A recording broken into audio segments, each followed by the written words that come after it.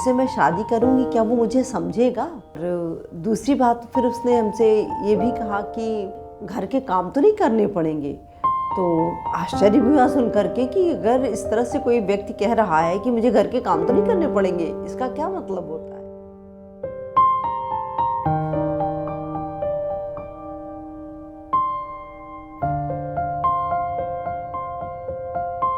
Hello, मैं doctor सुधा मिश्रा, आपकी family counsellor. मैं विगत 13-14 वर्षों से निरंतर फैमिली काउंसलिंग कर रही हूँ। उसमें बहुत तरह की बातें, बहुत तरह की समस्याएं मेरे सामने आईं। उसी के दौरान मुझे ये भी समझ में आया कि कुछ बातें ऐसी होती हैं जिनको कि आपसी बातचीत करके किसी बड़े से किसी या अपने इसमें ही थोड़ा सा बातचीत करके समझ सकते हैं। तो उन्हीं चीज़ों के विषय में मैं आज आपसे चर्चा करूंगी। और मेरे दिमाग में भी था कि मैं चैनल के द्वारा आप कुछ चीज़ों को समझें और अपने से प्रॉब्लम को सॉल्व कर लें, वो बेहतर होगा। क्योंकि मेरी फैमिली काउंसलिंग के दौरान अभी हमारे पास एक लड़की आई जो कि 26-7 ईयर्स की रही होगी। तो उसका सवाल था हमसे, क्या मैं शादी कर लूँ।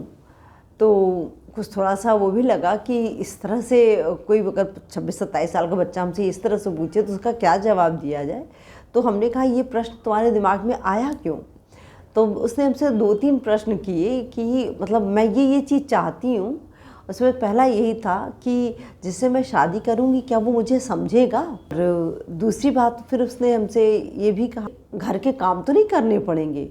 तो आश्चर्य भी हुआ सुन करके कि अगर इस तरह से कोई व्यक्ति कह रहा है कि मुझे घर के काम तो नहीं करने पड़ेंगे, इसका क्या मतलब होता है। इसको थोड़ा सा और भी चीज़ सोचनी समझनी थी। तीसरी बात उसने हमसे कहा, मुझे अपनी पढ़ाई कंप्लीट करनी है।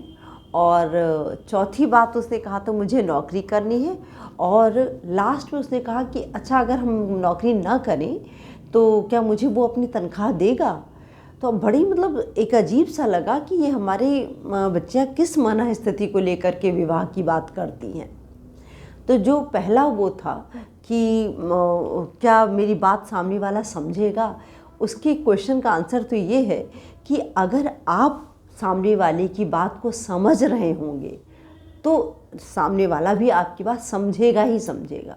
ऐसा नहीं होता है कि बिल्कुल एक अलग ढंग से कोई, क्योंकि दोनों ही पार्टीज़ जब मिलते हैं तो दोनों ही एक दूसरे को खुश करने की कोशिश करते हैं और बात को समझने की भी कोशिश करते हैं। तो हमारी समझ से कि बात को समझने जैसी बात तो आ जाती है। दूसरी बात जो हमारे पास उसने उठाया था, उसने कहा कि मुझे काम तो नहीं करना पड़ेगा।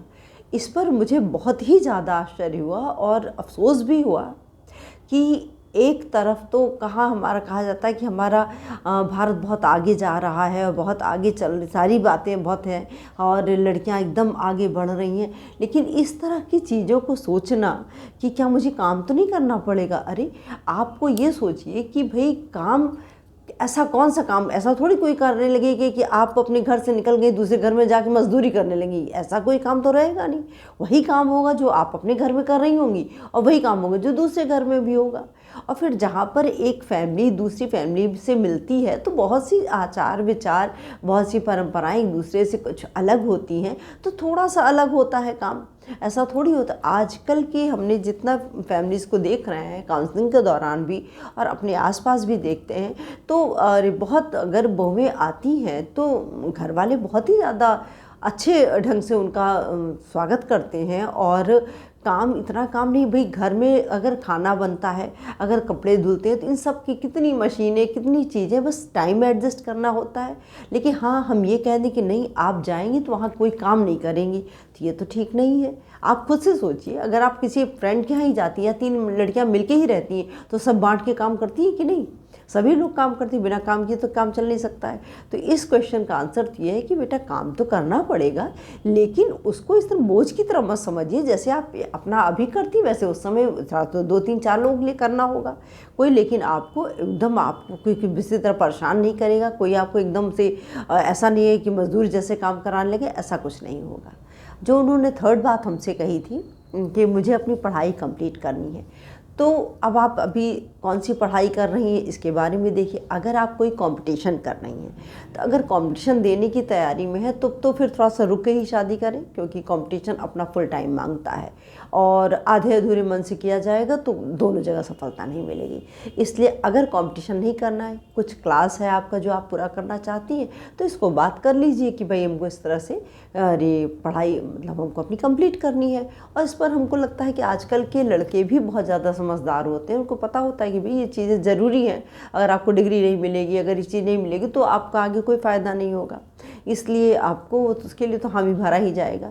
लेकिन जैसे कभी कभी हमने देखा आजकल एक नई चीज़ आती है कि मेरी अगली पढ़ाई का पैसा कौन देगा, तो थोड़ा सा इस पर आप लोग, चूँकि आजकल पढ़ाई बहुत महंगी होती है, जो इतने बड़े क्लासेस होती हैं, तो इस तरह की आप एक बार इसको डिसाइड भी कर लीजिएगा, आप खुद भी बैठ के बात कर लीजिएगा कि इसको क्या करें हम लोग, हाफ हाफ कर हो सकता है क्या या नहीं हो सकता है। तो जैसे अब तक आपके फादर मदर ने दिया, वैसे अगले जो साल 1.5 साल का होगा वो दे देंगे। इस तरह की ये बातें क्लियर कर लीजिएगा, क्योंकि ये परेशानी का कारण नहीं बनना चाहिए। और पता चला इसी बातों पे आगे पैसे पैसे पे ही बात आकर के गड़बड़ होने लगती है।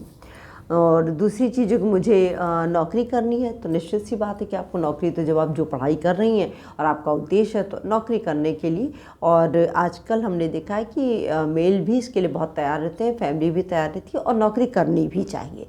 नौकरी के साथ ये नहीं कि हम घर छोड़ देंगे, नौकरी के साथ घर परिवार सब कुछ लेकर के नौकरी करना चाहिए, और आप नौकरी करें।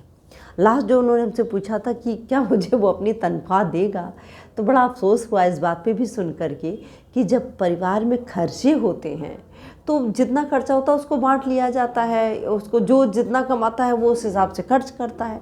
तो ये सारी चीज़ें हो जाती हैं, इसके लिए बार बार लड़ाई झगड़े जैसी बात, या तुम आए हो तो मुझे पूरी तनख्वाह दे दो, ये भी गलत है। क्योंकि जो भी घर का मेल मेंबर होगा वो अपने आप आपसे देगा कि, और अपने आप से ही बांटते हैं। ऐसा नहीं होता कि भाई जहाँ खर्च हो रहा है वहाँ लगाते भी हैं। हमने अमूमन देखा है कि जहाँ मेल फीमेल जाते हैं, कहीं बाजार गए, कहीं कुछ गए, तो वो अक्सर मेल ही पेमेंट करते हुए दिखाई देते हैं। फीमेल भी करती हैं, ऐसा नहीं कि फीमेल नहीं करती हैं, लेकिन मेल को हमने ज़्यादा देखा है। एक मतलब हो सकता है आपस में पहले से ले दे लिया हो एक दूसरे से, कुछ भी हो, तो एक नॉर्मल सी चीज़ है। अगर आप इसको बना के पॉइंट बना करके कि नहीं नहीं मुझे जैसे तुम आओ अपनी तनख्वाह दो, तो लड़ाई होगी। अगर आप इस तरह से ना बात करके आप आपस में, ठीक है, जो आएगा, जो भी घर के खर्चे होते हैं उनको महीने में निकाला, बना लिया कि कितना खर्चा है कैसे, ये सब चीज़ें जब आप कर लेंगी तो आपको बड़ी सहजता से ये सारी चीज़ें हो जाएंगी। अब वो जो बात आई कि क्या मैं शादी कर लूँ, तो अब इतने प्रश्नों के उत्तर से अब आप खुद डिसाइड करिए कि शादी करें या ना करें। और जहाँ तक मेरा विचार है, जहाँ तक और भी है, हमको लगता है कि शादी कर ही लेना चाहिए। और क्योंकि शादी एक अच्छी चीज़ है, एक आपको कंपेनियन मिल जाता है, आपका जीवन और आगे एक सरलता से सहजता से बीतने लगता है। अपवाद हर जगह होते हैं, ऐसा नहीं है कि आप बिल्कुल लड़ने लगिए कि नहीं नहीं ऐसा नहीं हुआ, उसके ऐसा हुआ, उसके ऐसे ही बात नहीं होती, हर जगह अपवाद होते हैं। लेकिन ज़्यादातर केसेस में लगता है कि ठीक रहता है। और जब आप अच्छे विचार से, अच्छी सोच के साथ कोई रिश्ता बनाएंगे तो निश्चित रूप से वो सफल होगा। Thank you.